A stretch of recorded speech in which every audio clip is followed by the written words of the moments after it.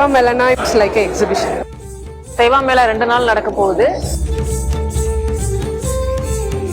என் பேரு ஜாஸ்மிதா, கிருஷ்ணகிரிலேருந்து வந்திருக்கேன். சாதன பாதாளம் இருக்கேன். நாங்கள் வந்து கிட்டத்தட்ட 4 மாதம் ஆயிடுச்சு.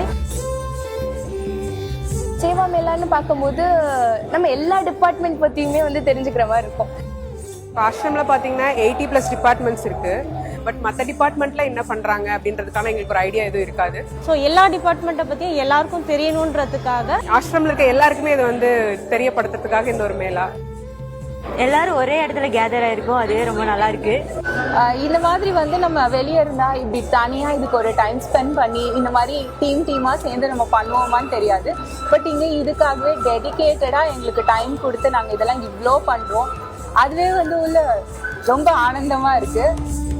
Seva Mela the biggest fun.